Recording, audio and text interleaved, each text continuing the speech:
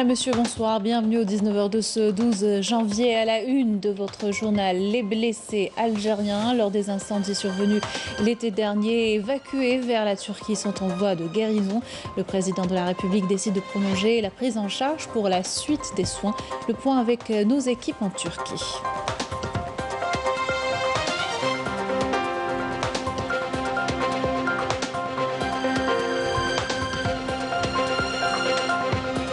Le prix du président de la République décerné cet après-midi lors d'une cérémonie à Tamanrasset. 4 catégories concernées. Le palmarès complet du prix du président de la République pour la littérature et la langue amazigh dans notre édition.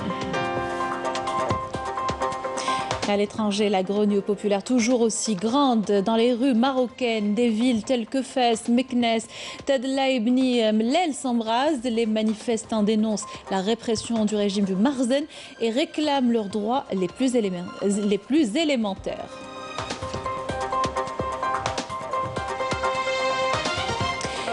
Enfin, Covid-19, le nombre de contaminations toujours en hausse et dépasse la barre des 600 cas. Le ministre de l'Éducation nationale réitère son appel à la vaccination au personnel du secteur. Nous l'écouterons dans cette édition.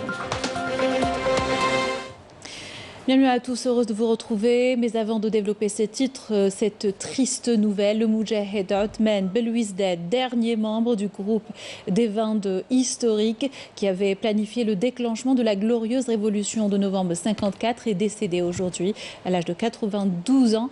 Né en 1929 à Alger, le Moudjahed était membre de l'organisation spéciale dirigée par son frère Mohamed Belouizdad. Après la mort de Abdelkader Lamoudi, Othman Belouizdad aura été le dernier membre du groupe des 22 historiques. Inna lillahi wa inna ilayhi raji'un. On poursuit notre journal avec par des nouvelles des blessés algériens lors des incendies survenus l'été dernier. Évacués vers la Turquie pour des soins particuliers, ces grands brûlés se portent bien et sont en voie de guérison. Selon notre envoyé spécial Ahmed Khaireddine, souvenez-vous, il avait suivi le périple de ces blessés depuis l'instruction de leur prise en charge par le président de la République. Commentaire Saïda Mayouf. Suite aux feux de forêt ravageurs ayant touché plusieurs régions du pays, le président de la République, Abdelmadjid Tebboune, en date du 14 août 2021, s'est rendu au chevet des victimes de ces incendies à l'hôpital de Douira, Alger. Une manière de s'enquérir de leur état de santé, mais surtout de les rassurer quant à leur prise en charge par l'État. La concrétisation ne s'est pas fait attendre. Le président de la République ordonnera l'évacuation immédiate des blessés à bord d'avions spéciaux vers l'un des hôpitaux les plus spécialisés de la Turquie. Donner des instructions. Merci. Inch'Allah, l'état critique. Oui. On passera ensuite au traitement esthétique, fonctionnel et autres. Ouais. S'il faut les envoyer dans n'importe quel hôpital algérien qui en a les capacités, on le fera. S'il faut les envoyer à l'étranger, on le fera. Les soins vont durer plus de 4 mois à l'hôpital Acıbadem à Istanbul. Durant toute cette pénible période, le président de la République n'aura de cesse de s'enquérir de l'évolution de l'état de santé de chacune des victimes, ce qui traduit parfaitement son souci majeur quant à la santé et le bien-être des siens. C'est dans cet établissement hospitalier gigantesque de la ville d'Istanbul, doté de dernières technologies, que les blessés sont pris en charge par une équipe médicale aux compétences avérées. صافا عملوا صافا ناكلوا بيان نرقدوا بيان وداونا ما تجيناش هكذا الحق ما تجيناش هكذا تجينا بريسك دي مور بريسك ميتين ما نكذبوش تجينا بريسك ميتين رجعونا الروح الصح واحد يقول الصح رجعونا مي مازال ما كملناش لي سوا الاخر تاعنا مازال ما شفيناش مازال جيت بوندي افيك بريسك توت بوندي كاع بلا بوند توت دوكا ما كاش لي بوند دوكا ما جيت ما نمشيش دوكا انا نمشي الحمد لله هنا نعطيهم الصحه المسؤولين كي كونسيرني فوالا. Je remercie tous ceux qui ont contribué à notre évacuation, notamment le personnel de l'hôpital de Douira. Dieu merci, on revit. parce que جينا الاولين تما دونك نسلموا كاع عليهم. جينا برسك ميتين هذا الحق. On est arrivé ici presque mort. Aujourd'hui, notre santé s'est nettement améliorée.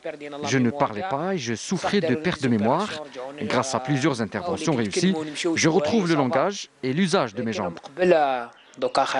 Les graves brûlures dont souffraient Aziz, Mhenna, Mohand et bien d'autres blessés nécessitaient des chirurgies lourdes qui, grâce au grand professionnalisme du staff médical, ont été effectuées avec succès, redonnant ainsi le goût de vivre à ces victimes.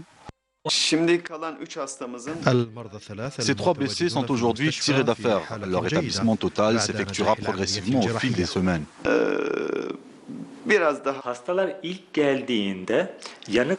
À leur arrivée, les corps de ces blessés étaient ravagés par des brûlures profondes. Notre première intervention était de stopper les saignements et les inflammations. Suite à cela, nous avons entamé les autres procédures de traitement. Certains se sont parfaitement rétablis, ils sont même retournés en Algérie. Les autres poursuivent leur traitement.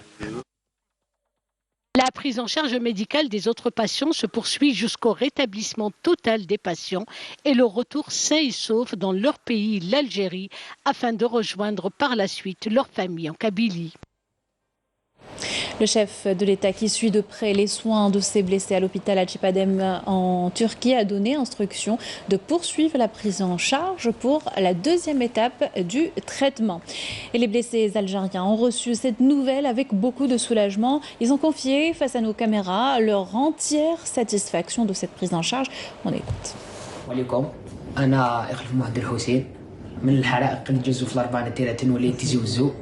دشرت إخليجن قريت إخليجن رانا هنا في تركيا قاع لا بريسونجاج بيا اللي حاول نسكر سيد الرئيس على الوفيه بالعهد تاعو كملنا ورانا وصلنا اخبار اليوم راح نكملوا لي سوا حتى نبراو ان شاء الله ما نخرجوش منها ما تخلوا حنا دوكا ما خصنا والو الحمد لله وكل شيء راه مليح ونقول لكم الله يرحم الشهداء اللي ماتوا كاع في الحرائق الله يرحمهم باسكو خلاو بلاصه في قلبنا ما نقدرش ننساوها ونقول لكم نشكركم بزاف والتحيه كاع ازقوا سمكاز ومع السلامه ان شاء الله نتلاقاو في البلاد ان شاء الله مازال ايام ان شاء الله. De son côté, le ministre du Travail et de la Sécurité sociale, Youssef Chourfa, est revenu sur la prise en charge décidée par le président de la République, affirmant qu'elle reflétait ses engagements. On l'écoute, il était l'invité du journal de 13h.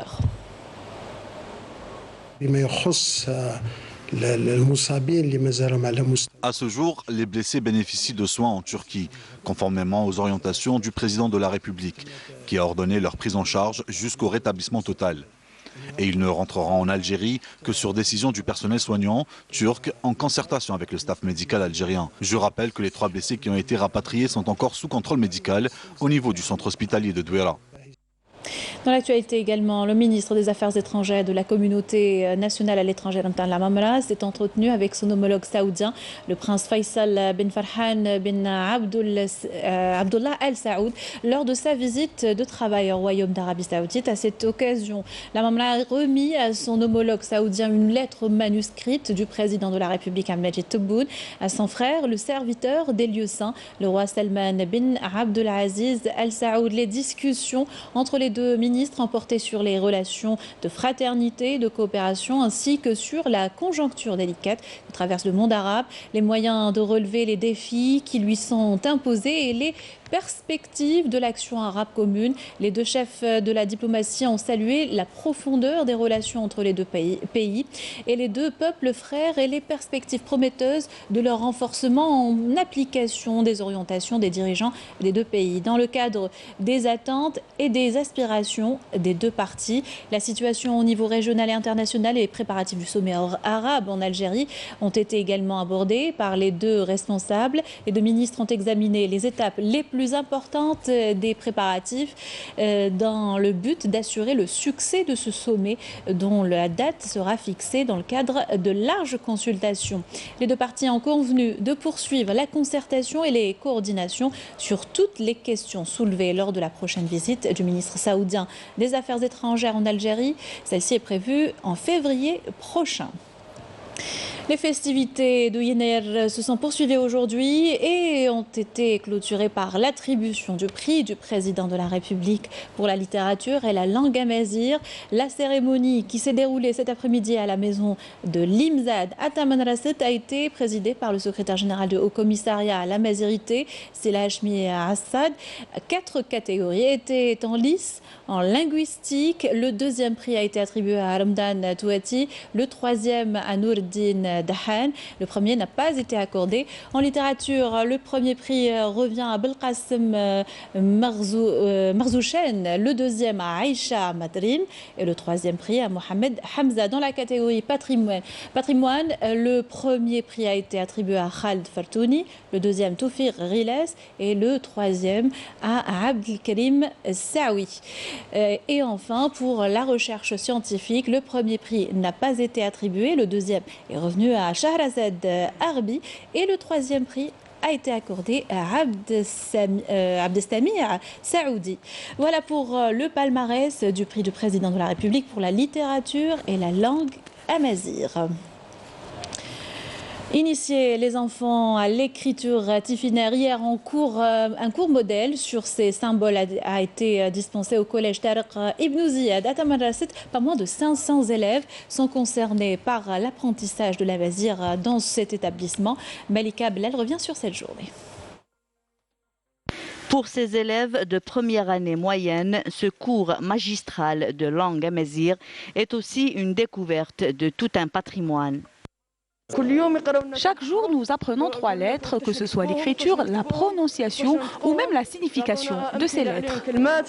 Le professeur nous a expliqué la signification du mot amazigh et pourquoi nous célébrons Yenayer. La généralisation de Amazigh à travers les établissements scolaires figure parmi les objectifs du Haut-Commissariat à l'Amazirité.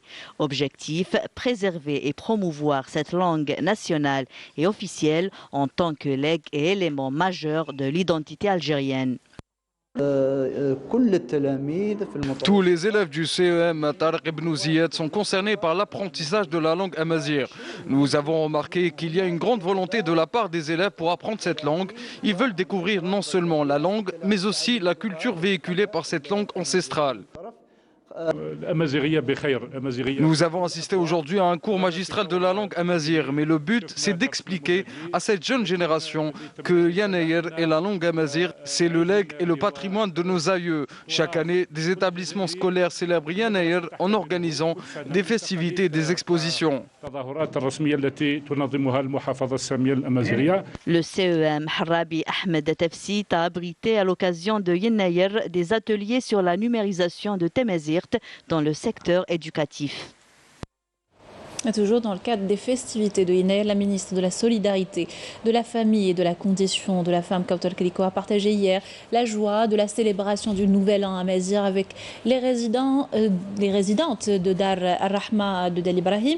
La fête s'est déroulée dans une ambiance chaleureuse et joviale. Raouf Hamouch.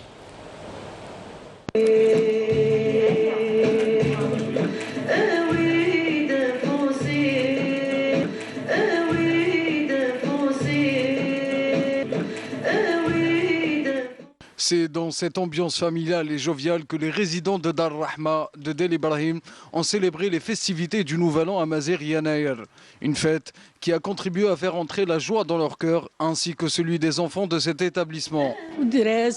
Ce sont nos traditions. À l'occasion de Yenayer, nous préparons du 13 pour les enfants. Nous mettons du henné aux enfants et aux personnes âgées. Pour la célébration du Nouvel An amazigh, les femmes âgées se parent de leurs plus beaux habits. Une célébration de Yenayer qui s'est distinguée par l'organisation d'activités culturelles et artistiques, ainsi que la distribution de cadeaux symboliques au profit des enfants présents à l'occasion.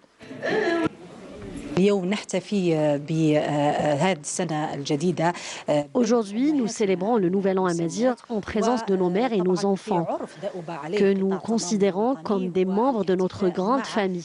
L'organisation de cette fête vise à consolider le principe de liaison entre les générations et à faire entrer la joie dans les cœurs de ces personnes.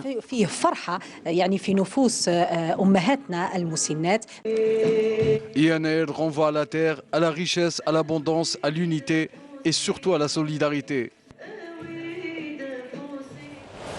Le salon de la promotion immobilière, de la construction et du décor Souknatek Expo se poursuit au CIC et ce jusqu'à samedi prochain. Pas moins de 60 exposants activement dans différentes wilayas du pays tenteront de saisir des opportunités d'affaires, un espace professionnel répondant à une réelle demande du marché. À propos d'immobilier, avec la hausse du nombre d'habitants, la ville nouvelle de Sidi Abdellah voit son parc immobilier augmenter. 45 000 logements sont réalisés jusqu'à présent. Et pour répondre à la demande croissante de ses habitants, des projets d'investissement, tous secteurs confondus, sont en cours de réalisation. Melika Bellel.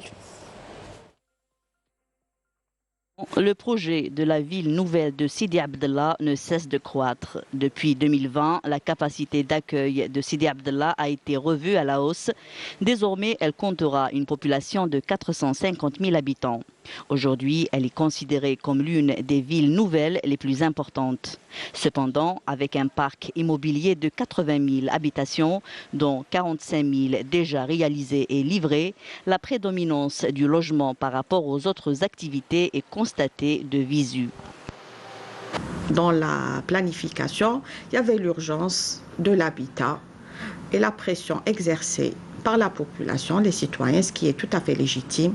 Et dans le phasage de réalisation, l'habitat a avancé, alors que les autres projets, de grands projets qui sont planifiés, de grands projets culturels, d'investissement dans des usines, des hôpitaux, des théâtres, des centres commerciaux, des salles de sport, ont connu certains retards, mais qui sont justement, nous sommes en train de tout faire pour relancer tout ça, pour que dans quelques années, Inch'Allah, la ville sera complète avec tout son programme. Face à une population qui ne cesse de croître et avec un programme de logement conséquent, la ville de Sidi Abdellah, en plus des 230 équipements d'accompagnement, est appelée à développer son programme d'investissement, tous secteurs confondus.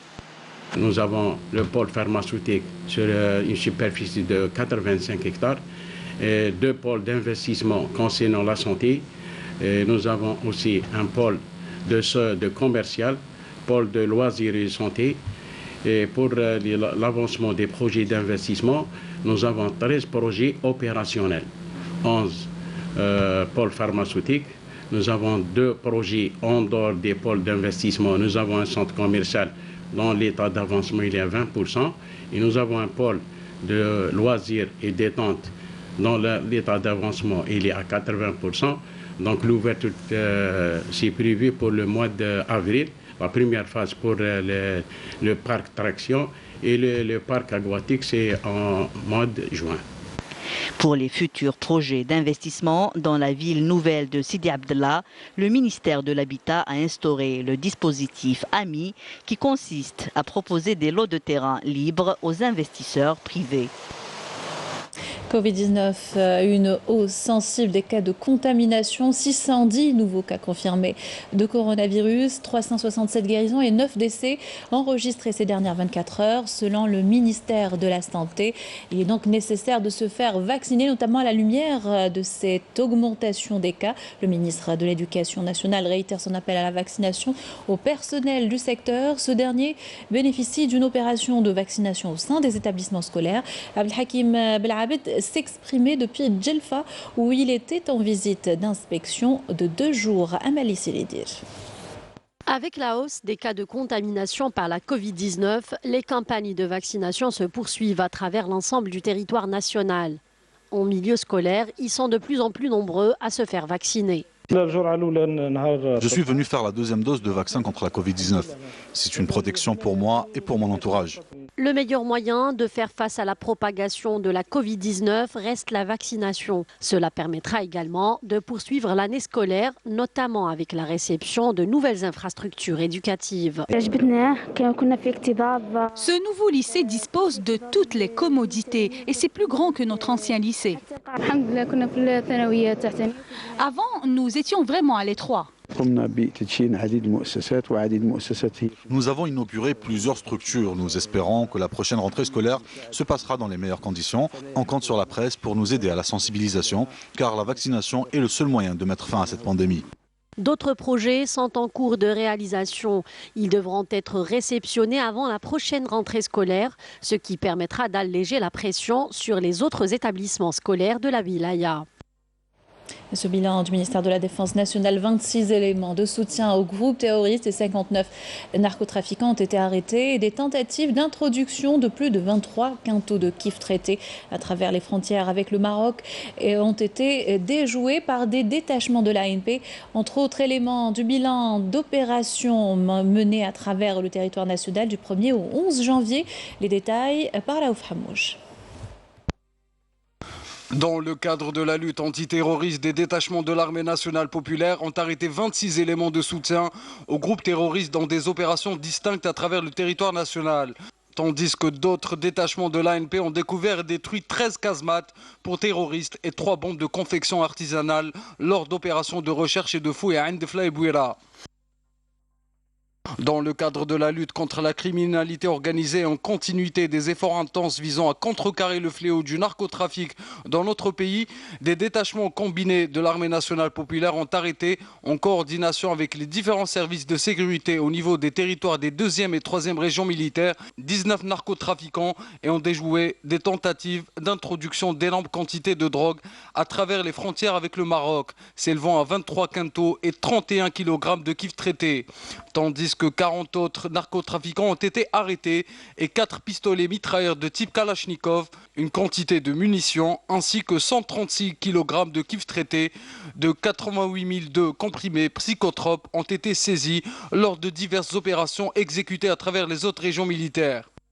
Par ailleurs, des détachements de l'armée nationale populaire ont intercepté à Tamanrasset, N'Gzam, Borjbaji Mokhtar, Janet et Tindouf 376 individus et saisi 45 véhicules, 359 groupes électrogènes, 192 marteaux-piqueurs, 7 détecteurs de métaux, des quantités d'explosifs, des outils de détonation et d'autres équipements utilisés dans des opérations d'orpaillage illicites, 102 tonnes de mélange d'or brut et de pierre, ainsi que 105 tonnes de denrées alimentaires destinées à la contrebande, alors que 20 fusils de chasse, 2 pistolets automatiques, une quantité de cartouches, 80 quintaux de tabac et 14 680 unités de différentes boissons ont été saisies à Adrar, Ouergla, Janet, El Oued, Biskra, Larwat, Betna, Tbessa, Khenchla et Sétif.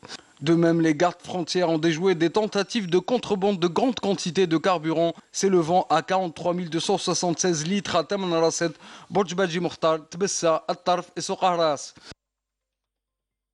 Dans un autre contexte, les gardes-côtes ont déjoué au niveau de notre côte nationale des tentatives d'émigration clandestine et ont procédé au sauvetage de 474 individus à bord d'embarcations de construction artisanale, alors que 96 immigrants clandestins de différentes nationalités ont été appréhendés à Tlemcen, El Oued, Soqahras, Borjbaji Mokhtar et Tindouf. À l'étranger, les opérations militaires se poursuivent le long du mur de la honte au Sahara occidental. Des unités de l'armée de libération sahraoui ont mené aujourd'hui de nouvelles attaques contre des positions des forces d'occupation marocaines dans les secteurs d'El Mahbes et Farsiya.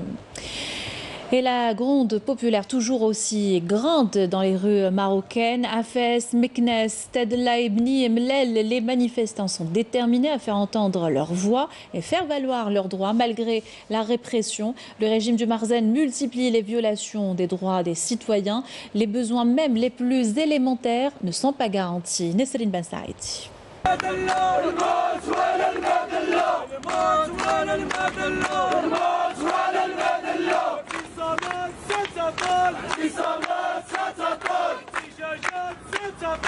Des milliers de manifestants sont sortis ce mardi pour exprimer le ras-le-bol. Des manifestations de colère qui se poursuivent dans plusieurs villes marocaines, comme ici à Fès et Meknès, pour dénoncer une crise sociale exacerbée par des taux de chômage et de pauvreté très élevés et des fléaux sociaux qui prennent de l'ampleur et qui minent le vécu des Marocains. Il est plus que nécessaire de trouver une solution à notre situation, sinon les choses vont s'aggraver. Nous sommes prêts jusqu'à sacrifier nos vies. Cela fait des années que nous souffrons du chômage. Si nos revendications ne sont pas prises en charge, nous allons continuer ces manifestations et même faire des grèves de la faim.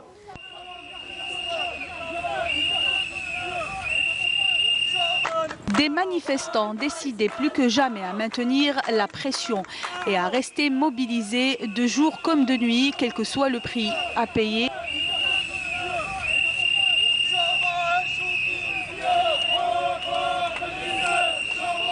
Ces manifestations durent depuis un mois déjà. Nous cherchons du travail depuis plusieurs années, mais en vain. À Fès et Meknès sont deux régions durement touchées par le chômage. Nous sommes contre ces décisions qui ont plafonné l'emploi à 45 ans. C'est une décision qui va contre la loi du travail en vigueur au Maroc. Même constat dans les régions de Tedla et Beni Mellel où des centaines de manifestants sont sortis pour revendiquer leur droit à une vie décente, notamment le droit à l'électricité.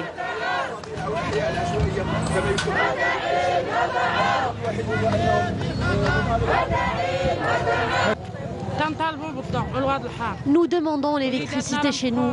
Vous vous rendez compte qu'il y a toujours des gens en 2022 qui n'ont pas d'électricité en plein centre-ville? Nous allons travailler dans le noir et nous revenons chez nous dans le noir. Nous demandons notre droit, le plus élémentaire, celui d'avoir de la lumière pour vivre.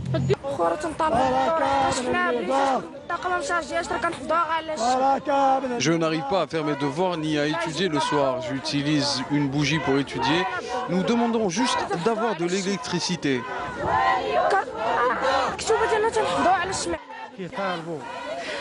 Malgré les persécutions du régime du Marzen, les manifestants marocains épris de justice sociale sont déterminés plus que jamais à poursuivre le combat pour la dignité.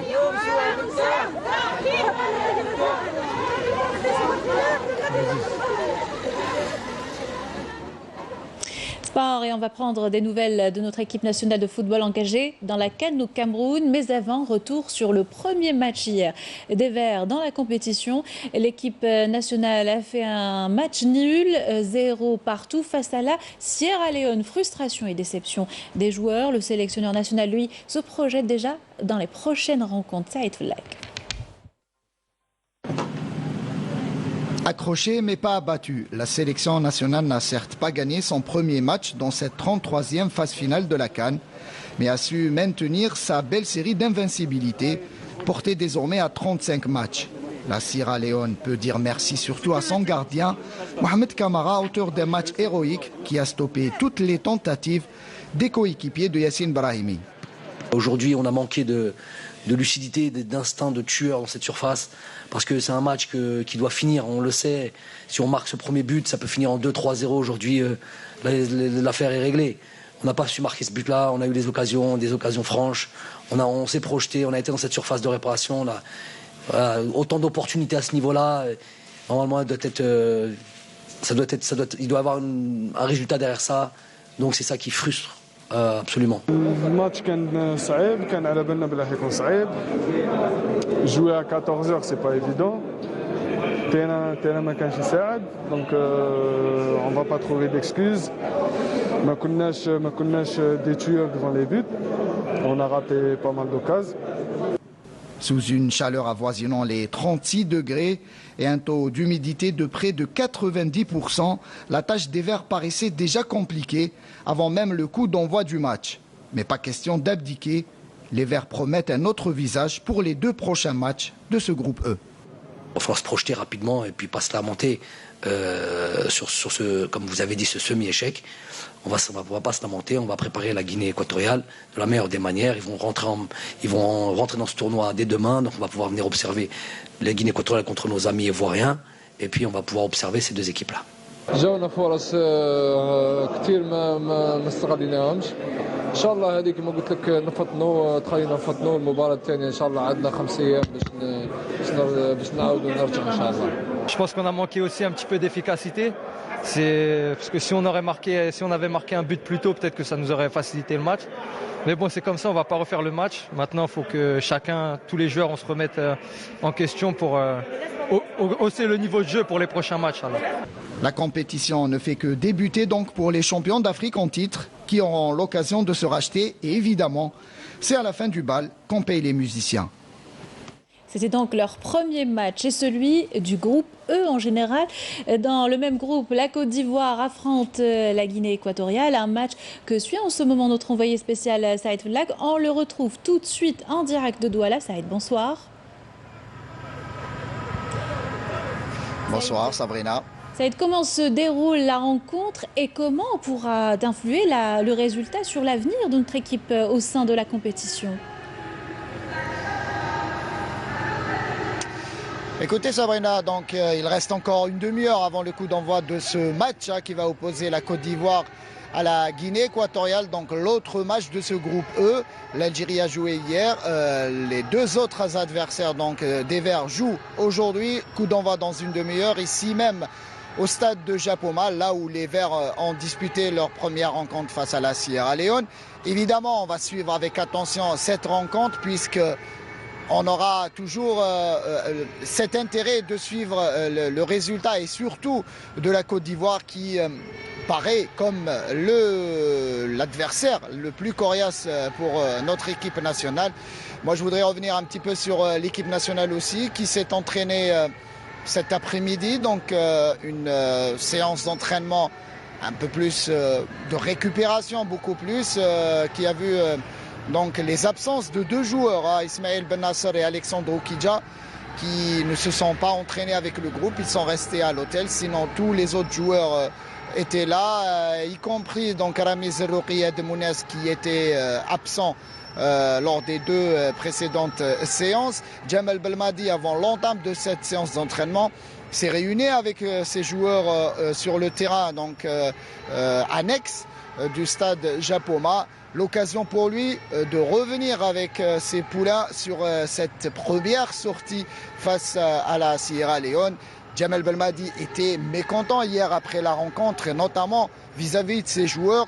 Mais une fois la déception passée, la frustration passée, c'est un Djamel Belmadi tout sourire qui a remonté un petit peu le moral à ses joueurs, puisque là, à présent, il faudra penser aux deux prochains matchs. Le match face à la Sierra Leone fait désormais partie du passé. Il faudra se concentrer sur la Guinée équatoriale et ce match donc prévu dimanche prochain ici même dans cette enceinte. Djamel Belmadi devrait assister à ce match entre la Côte d'Ivoire et la Guinée équatoriale avec ses assistants, histoire de décortiquer une nouvelle fois le jeu des deux équipes. Merci Saïd Fallak. Voilà, le mot est lancé. Pas de regret, mais plutôt morale d'acier pour les prochaines et se projeter dans les prochaines rencontres. Je rappelle que Saïd Fallak était en direct avec nous de la ville camerounaise Douala où se déroule en ce moment la CAN, la Coupe d'Afrique des Nations. Retour dans le pays et direction Blida, appelée à juste titre la ville des Roses. Elle accueille la première distillerie dans l'histoire de l'Algérie en 1920. Depuis, l'extraction des huiles essentielles se transmet de génération en génération. Reportage de Saïda Maïf. Située dans la commune de Chifa à Blida, la distillerie Biosource demeure une page de l'histoire de l'Algérie en matière de fabrication d'huile essentielle. Vous êtes dans la dernière distillerie de la Métidja, qui s'appelait autrefois Dar Yasmine. Donc autrefois dans les années 20, elle a été créée. Elle faisait l'extraction des essences du jasmin, de la rose, de la géranium. Et puis c'était vraiment, on sentait les odeurs partout. La distillerie renaît en effet aujourd'hui de ses cendres après un arrêt qui aura duré un demi-siècle. Pin d'Alep, géranium ou encore citronnelle parmi tant de plantes forestières ou encore de plantes à parfum sont traitées ici dans ces cuves pour en tirer les meilleures essences et fragrances. En 2004,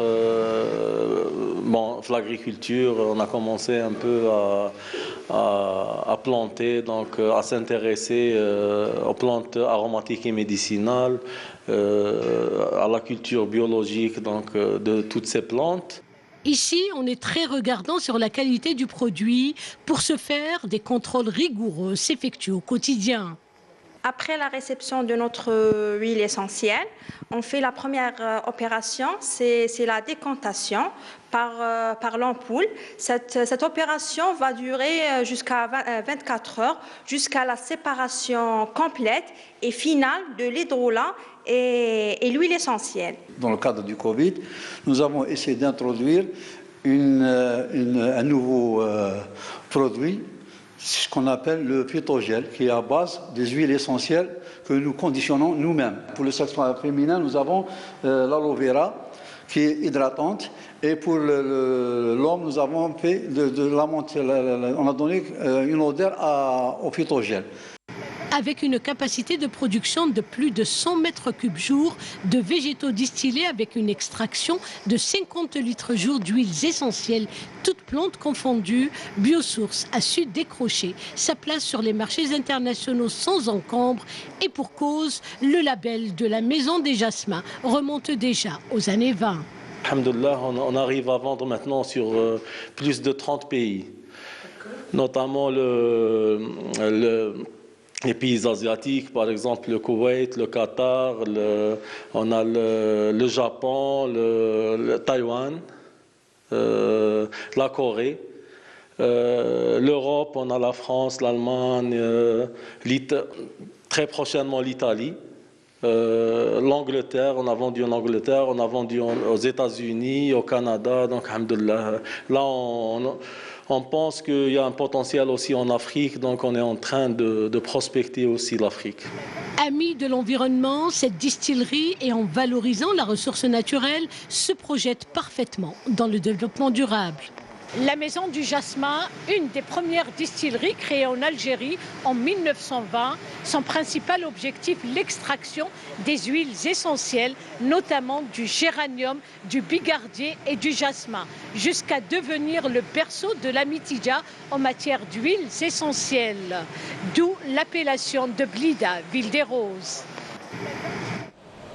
Et on termine avec l'ambiance des festivités de Yinaïa. À l'occasion, un hommage a été rendu hier à la chanteuse Nouara au théâtre régional Kateb Yassine de Tizi Ouzou, organisé en association avec la direction de la culture et des arts de la wilaya Fali Al-Hamdi. Un vibrant hommage plein d'émotions a été rendu à la talentueuse, la diva Nouara, au théâtre régional Kateb Yassine de Tizi Ouzou, en reconnaissance à son apport à l'enrichissement et à la sauvegarde du patrimoine algérien. C'est celle qui a œuvré toute sa vie pour la culture et la chanson, malgré quelques difficultés, mais elle a tenu banc. Aujourd'hui, à l'occasion de Yinaïa de 1972, la direction de la culture et des arts de la wilaya de Tizi Ouzou, ainsi que toutes ces institutions, ont émis le vœu de la voir et de lui dire merci. Née le 15 août 1945 à Azazga, Nouara, de son vrai nom Hamizi Zahia. Nouara a fait ses débuts dans la chanson en 1963, dans l'émission enfantine de Abdelmajid Bali, diffusée sur les ondes de la radio Chaîne 2. Elle est extraordinaire, on a envie de l'écouter tout le temps, sans s'arrêter. Mais seulement, il ne faut pas oublier qu'elle n'est pas seulement chanteuse, pas seulement qu'elle a une belle voix, mais elle est comédienne, elle est tragédienne. Parce qu'elle a joué à la radio, dans des pièces dramatiques et des pièces humoristiques. Elle a joué dans toutes les pièces de tous les auteurs. Je peux citer les auteurs, c'est Mohamed Helmi qui est mort, Ali Abdoun, Mahdine Siddiq, tout ça, elle a joué dans toutes et les miennes. En 82, par exemple, on a joué ensemble, on a créé le Nsharaha de Ramadan, la Kitty au mois de Ramadan, et dans lequel elle a joué le premier personnage qui s'appelle Tel Judith. Et moi, j'ai joué le premier personnage homme, c'était Tahri Titi, qui a été la pièce, le feuilleton de 30 parties de Ramadan, qui a été traduit en arabe avec Mohamed Dounish. Il a été traduit, qui s'appelle Mohamed Al-Barghaz fi Shahr Ramadan. Sa voix unique et son talent inné ont vite fait de la faire remarquer auprès d'un autre illustre pilier de la chanson kabyle, Cherif Khaddam. Difficile de classer Nouara, de lui donner pour tout ce qu'elle a donné à la chanson, à la radio, comme voix, comme attitude artistique, comme personne. C'est notre grande sœur, c'est la femme un peu modèle dans la représentation féminine. C'est l'artiste rebelle et en même temps sage. Nouara a chanté l'amour, la tendresse, compte à son actif plusieurs succès, tels que Aïm Azizan ou encore Esmekin Amioussen. Quant à ses fans, espèrent toujours la revoir remonter sur scène pour pouvoir à nouveau apprécier sa voix. C'est la fin de ce journal. Merci de l'avoir suivi. N'oubliez pas votre rendez-vous ce soir avec Ciné Thématique. Amir Nebej vous propose une soirée spéciale cinéma à l'occasion du Nouvel An à Mazir et la diffusion du film de Azdin Meddour, La Montagne de Beya. Bonne soirée à tous sur Canal Jai.